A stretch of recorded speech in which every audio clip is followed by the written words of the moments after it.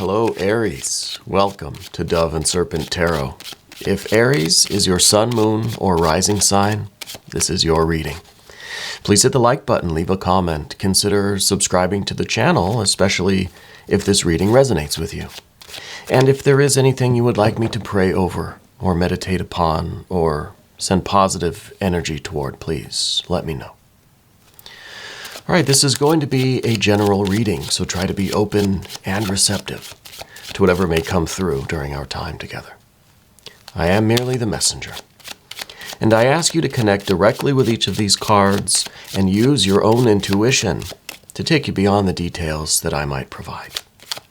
And remember, Aries, that the most important part of any tarot reading is you. And there is the Lover's energy. Very nice way to begin. I feel like we are making positive choices in our life right now. Let's put this into some context. All right, we're going to use our Dove and Serpent spread. Oh, wow, look at that. Yeah, positive changes, positive choices leading to that Three of Cups. The cat is already here to confirm. Can you believe that? And then, of course, the Five of Swords coming out inverted, or I like to say this is right side up. Typically, it's the other way around. We'll get there. We'll get there towards the end here. But this looks really nice. This looks like a big win here with that Three of Cups. But let's select our mystery card, bonus card, confirmation card, and we're going to use the Smith-Waite Tarot.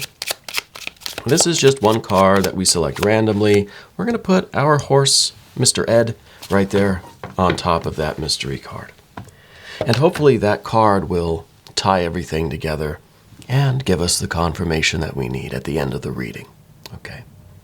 So let's take a look at what we have. Now, as far as major arcana goes, we'll bring the cat up here to help us out with this. As far as major arcana goes, we only have that Lover's energy. So really, this is all about accepting the path that is right for us, making the choice to unite with whatever is meant for us, with our true path, our true will, right? And to do that, we have to make changes in our life, right? It always kind of comes with a catch. Yeah, you've got to do some things. You've got to change some stuff. Fire energy, we do have some.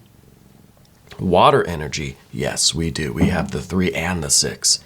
This is a really big win, right? We've got quite a bit of air, and we also have the water here. We also have quite a bit of this air energy. So I think really the way we do this is by overcoming some doubt that we have, overcoming some pessimism, maybe a little bit of fear, and just going for it. Just going for it. We have a little bit of earth energy right there as well. So I think this is really, this is a time in your life where we've got to make the changes. We've got to take the positive steps, right? We've got to embrace this Lover's energy. And this is saying that, my path is not 2, it's 1. Yeah. I think you're someone that recognizes what's meant for them. I think you know. I think it's just a matter of overcoming some doubt, maybe overcoming some kind of setbacks, overcoming that 3 of Swords that we see up here. I think that's going to be a big one. It's at the top anyway, right? We know what's meant for us. We know how to get to our goals. We know what's meant for us. We know what our path is. So I think with this Lover's energy, now this isn't about a romantic thing. It could be. Romance could be part of this, okay? It doesn't have to be. This is you uniting with that path to the exclusion of anything else that you know is meant for you. That is an expression of your deepest will. Not your surface desires, but your deepest will, who you are, what you aspire to, right? And what that is going to do, this commitment, this really is, it's about a devotion, it's about a commitment, it's about an oath, right?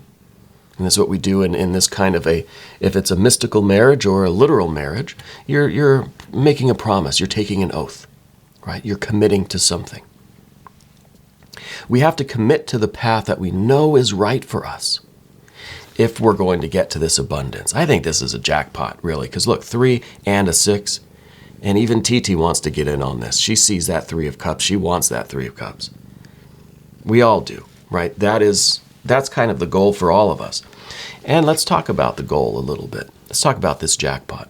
This is the feeling inside of you that there's nothing else that you could be doing, should be doing, nothing else that you would rather be doing than treading this path that you're on, right? It's the feeling like you are doing the Lord's work, so to speak, that you are doing what is meant for you. This is a really joyous feeling. 3 of Cups, abundance. Realizing that through this commitment, through these changes, these choices that we're going to talk about, you are creating abundance in your life. And this is water, right? So it's more spiritual, emotional, more subtle abundance. Yeah. And this I think is what we're all after. You're taking it a step further, I think, when we get to the 6 of Cups. You're doubling it, right? I think it's being reflected from the world outside of you. So not only are you committed to your path, and you're committed to the work and to the toil and to just the daily grind of it, whatever it might be. If this is a career thing, maybe you're retired. Maybe this is your newfound purpose. Either way, we know what we're meant to commit to. Now it's just a matter of doing it, overcoming the air, mental energy, and doing it. Right? Whatever it may be. That's going to lead us to this intense joy. But it doesn't stop there, because then the universe is going to resonate with you. The outside world is going to create this harmony. And that, I think, is the real jackpot. Doing this, having the feeling within yourself, but then getting the same kind of energy from the world around you. Right? I think that is like the icing on the cake. I think this is the real jackpot. This is the real deal. And in order to manifest this, yes, we have to convert this commitment, this oath, this promise that we make to our path. We have to implement it. Right, TT? We have to do this 2 of Pentacles. We have to make the positive changes. We have to accept that some things in our life will remain the same, some things will not. In order to continue on this path, we have to let some things go that aren't necessary anymore, or that have stayed for the duration, that we don't want them to overstay their welcome, so some things have to go. Some things will stay with us, but it's the constant fluctuation. Energy flows in and flows out of your life. People, places, things, pets, plants, everything goes in and out of your life. It's a constant flow, like a river. Like a snake, right? Doing the kind of infinity dance there, which I think is called a lemniscate. I don't remember.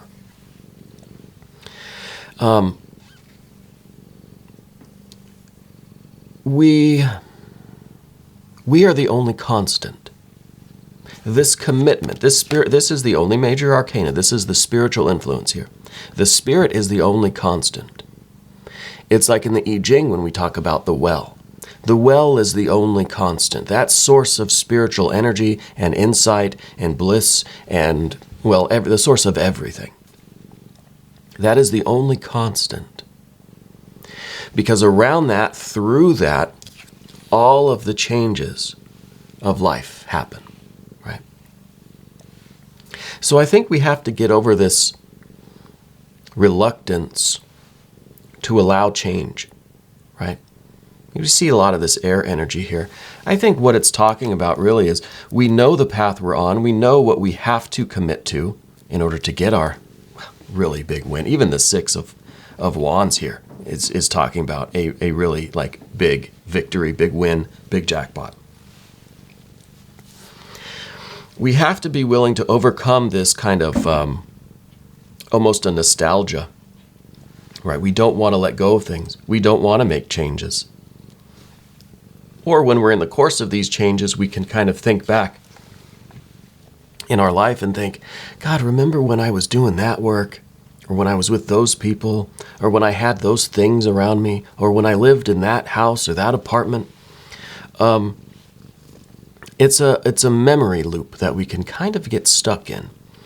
And that makes us, I think, either want to go back to those times or we live in those times rather than pushing forward to what's new. We can't hang on to the past, right? But that's what the Three of Swords does, hangs on to the past.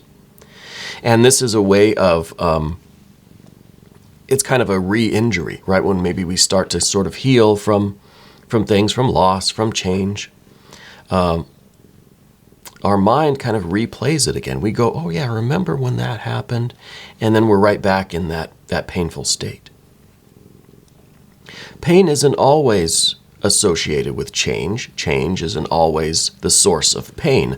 But in this case, I think there are things that are changing that we maybe wish didn't, or wouldn't, or don't have to, right? And that's the Three of Swords, and I think that's why it's up here at the top of the path of the dove. This is something for us to overcome, right? This reluctance for change, we want everything to stay the same. This is a Saturn in Libra kind of energy. We want that Saturn energy. We want everything to remain the same or at least change so slowly that I don't notice it.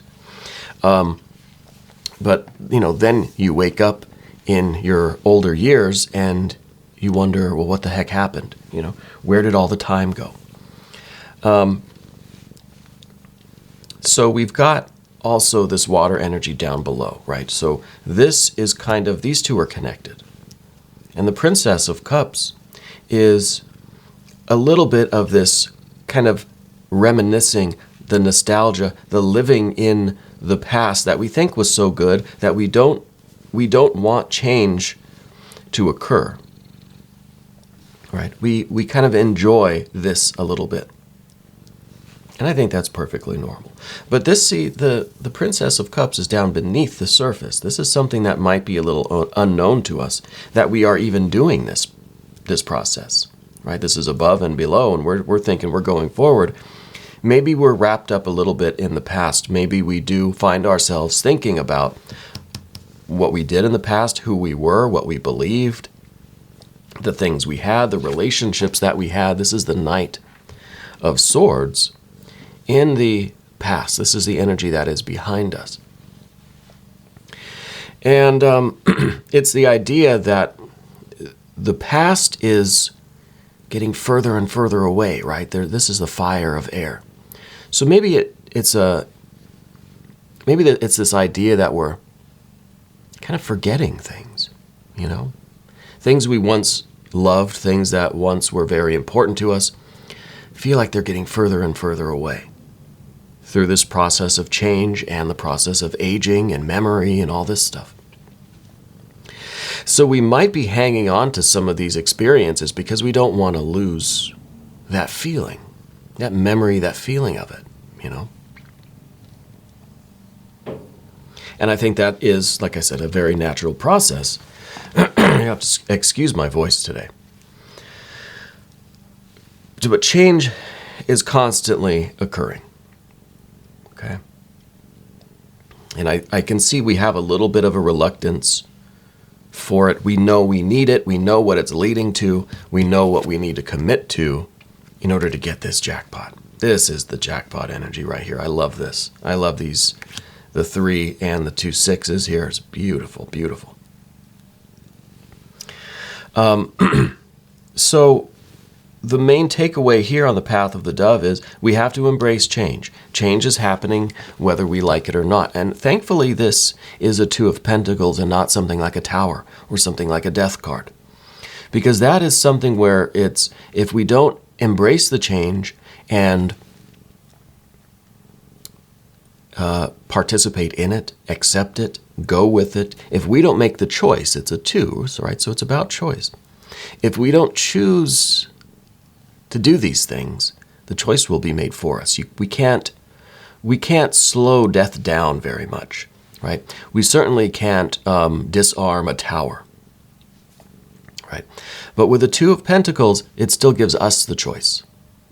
We still do. Otherwise, it's going to happen regardless of what we choose, and we may not be able to really control the outcome. So let's do these things now that we need to do in order to get this progress, in order to get this abundance that is ahead of us, right? And maybe some of this nostalgia is for the past abundance. Maybe things were really good before. They were really good yesterday. And I want them to be really good now, today, but I keep thinking about what was happening yesterday. Well, let's think about what's happening tomorrow, and let's work toward this really abundant tomorrow. Okay? Let's bring this tomorrow to today, essentially. So we're going to look at the path of the serpent now, and this shows us overcoming some of these, the more psychic, mental, intellectual, emotional, difficulties or obstacles a little bit. But first, that Six of Cups. This is beautiful. This is harmony. This is the jackpot card, I think. Because this, again, is this wonderful joy and abundance that you feel within you. Because you're doing what you're meant to do, and it feels good. And then the bonus is that the universe is matching your efforts, dollar for dollar, right? So all the effort that you put in, you're receiving back from the universe, from the world around you, harmonizing with you, resonating with you, giving you that match to your energy, right? And that, I think, really that's, like I said, the icing on the cake. And that really creates, I think, a tremendous joy and bliss and pleasure in your life. So we thought the Three of Cups was good. But then we see how our energy, our very abundant, positive energy, is now being mirrored in the external world. It's being reflected back to us. And that, I think, creates just such a wonderful state of being. Right? And this is your general energy. I think this is what is going to kind of become of you. And this is beautiful. This is really nice. And we see that it's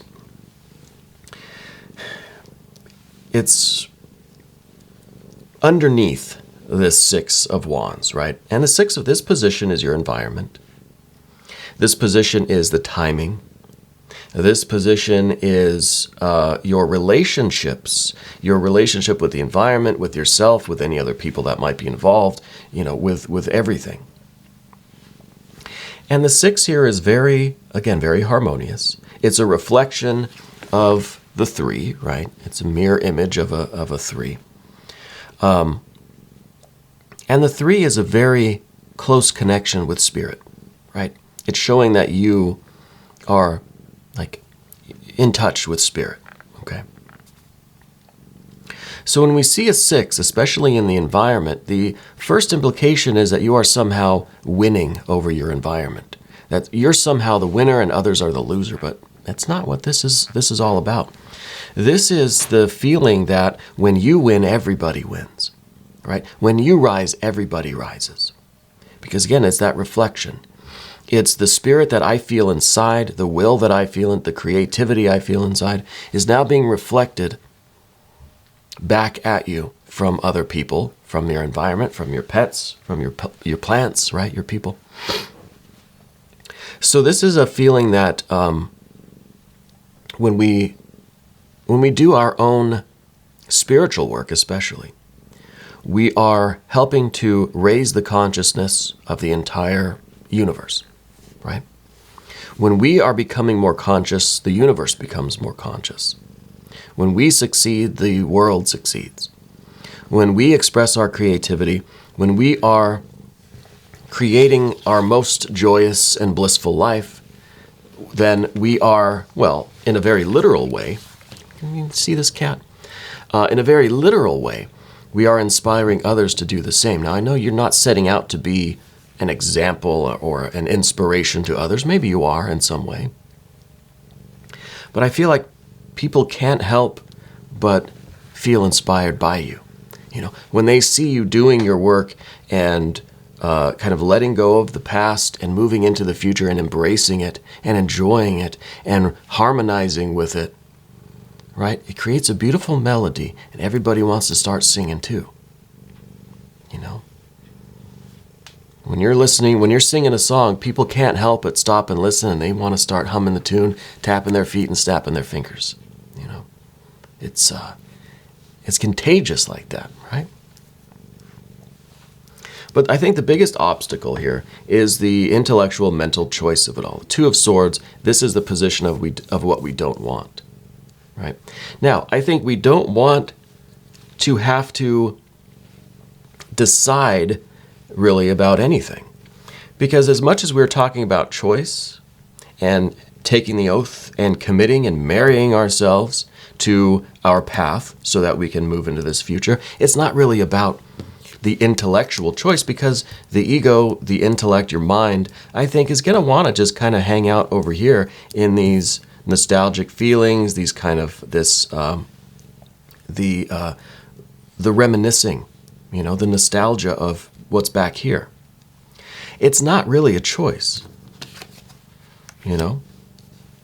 In a certain sense, this is about suspending our mind, our mental energy, and allowing the choice to happen, you know, allowing our intuition perhaps, allowing our true will, our true self, our connection with God, Goddess, deity, to kind of make the choice for us, right?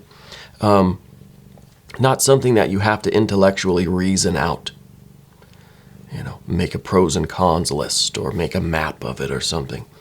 It's just kind of suspending that, finding a stillness in your mind and just allowing this energy to flow, right? So it's kind of a choice, kind of not a choice, right?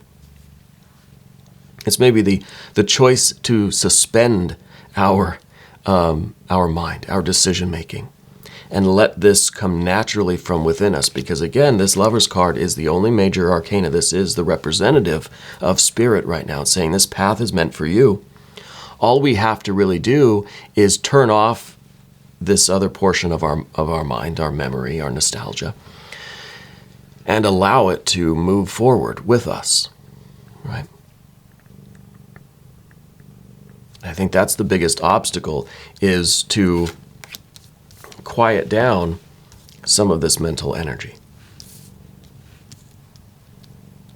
There's a lot of air here, a lot of swords. But if we can overcome this, look what we have here. This is the Five of Swords. Usually the Five of Swords is about defeat, right? Our spirit has been defeated. We've lost our hope. Our spirit has been crushed, has been underneath the weight of the other elements, right? We've lost. That's a defeat, where the spirit is underneath the rubble here. But this card, which doesn't happen too often, it came out upside down. Now, I don't read reversals. I think all of these cards have light and shadow energy, depending on their relations and what's around them, and, you know, the dominance of their suit in this spread and different things.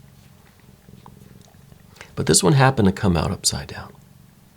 Now, we would have got to this point eventually, even if the card came out this way. And, you know, I would say, hey, look, we've got to put spirit back on top. This is the work that we're trying to do. We're trying to reverse this, right? Rather than having our kind of true will, having our spirit suppressed under the weight of all these apparent choices, all of this, the memories, the past, the emotions, and all of this stuff that's holding us down, we need to turn that around, and we need to let spirit take the wheel, right? Need to put spirit back on top. Well, this card already came out this way, so I don't have to say any of that, right? I think this is what's going to happen. This is what is happening, right? And again, with the Two of Swords here, I think this is how we achieve that, by suspending our kind of rational mind in some sense, by realizing that this isn't something that we have to intellectually reason out and decide on, you know. There really is no decision that needs to be made. We can just kind of close our eyes and open ourselves up. I think that right there is putting the spirit back on top. It's allowing the intuitive function to rule the other functions, right? That spiritual something to inform and kind of dominate the other elements, right? We're putting spirit back on top. Spirit rules over fire, water, air, and earth, right? With our vitality, our energy, our creativity, with our emotions, our sentimentality, and the intuition, with our thoughts, certainly our mental energy, and our physical energy, right?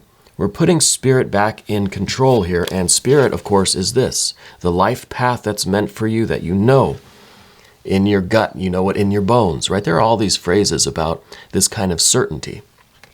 You feel it in your gut, you know it in your bones, you're mentally certain. You know, it's the path with heart. It's got all the elements. We can use all of them.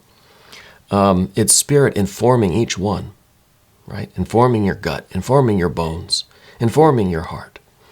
So I think that this work is already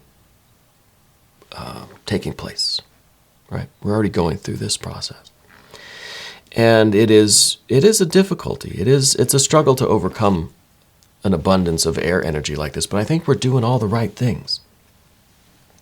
I think we're doing all the right things, because what comes next, we know that this is a certainty. We know that our commitment to this path is going to lead to this just amazing abundance, and this, I mean, it's a jackpot. Let's look at the mystery card now. Let's see what Mr. Ed is going to say today. Thank you, Mr. Ed. And I like Mr. Ed because no one can talk to a horse, of course. That is, of course, unless the horse is the famous Mr. Ed. Anyway, I want to see some more earth energy. I want to see all of this stuff manifested. I want to see this abundance in your life. I want to see you living your best life, right? I want either I think a 6 of Pentacles would be just absolutely perfect. I would settle for a 9 or a 10. 6 would be amazing, but 9 or 10 would be okay too. Oh, yeah, okay, well, I'll take it. It's a 10. 10 of Pentacles, this is showing that this idea of reflection and harmonizing and things kind of going down the scale of manifestation, we go from the 3 to the 6. If you're familiar with Kabbalah and the Tree of Life, you know that there's the crown at the top, the number 1, the ace. Straight down below that is the 6. Straight down below that, well, there's a 9. We don't have a 9. We're skipping right to the 10. Right? So the 10 is a perfect reflection of the 6s. The 6s are the perfect reflection of the Trinity, which is really a unity. This is the representative of that number 1, that highest self. Right? So this, I think, is really... this is kind of showing you a vision of the future. This could be you, right? It's like a commercial. This could be you living your best life. It's like you got a postcard from yourself, you know, maybe a year from now, and it says, hey, we're waiting for you, right? You got your pets, your plants, your people here, and it is grand. Living your best life. This is the picture of that. And this is, I think, this is giving you that reassurance. This is like the picture you keep in your wallet and you just think, someday that's going to be mine, you know, or in your pocketbook, or just in your phone. I don't know. But this is what we look at and say, this is what I want. This is the life I want to lead. I want to live, right? This is the life I want to lead. I think this is a very good confirmation card. Interestingly, this, though, the 10 of Pentacles shows we're getting everything we want in life. There's light and shadow in every card, remember? The shadow here is that getting everything we want in our life, living this best life, might somehow not feel the same. Or not feel like it should, right? We have to make sure that we stay connected with Spirit, with the 3, with the 6s, and especially the 6 of Wands, which is showing that we need to expand our consciousness, raise our awareness, and raise up the consciousness of the world at the same time, right? We're all trying to rise. So the risk here with the 10 is that we're going to just be immersed in this best life, this material world, and we're going to forget all about this other energy, right? It's kind of, we're kind of being corrupted by it. So we need to safeguard against that, because I think this is going to be a lot, and it's going to be really amazing. This is a real jackpot, I think. Okay? But don't let it change the connection that you have with Spirit. I think that's very important. Now, we're going to do an extended reading. If you want to stick around, click either above or below in the description box. That'll give you access to all of the extended readings. New readings come out every day, 6 a.m. Chicago time. Please subscribe to the channel. Hit the notification bell so you don't miss the next reading. Thank you for being here. And thank you for being the most important part of Dove and Serpent Tarot.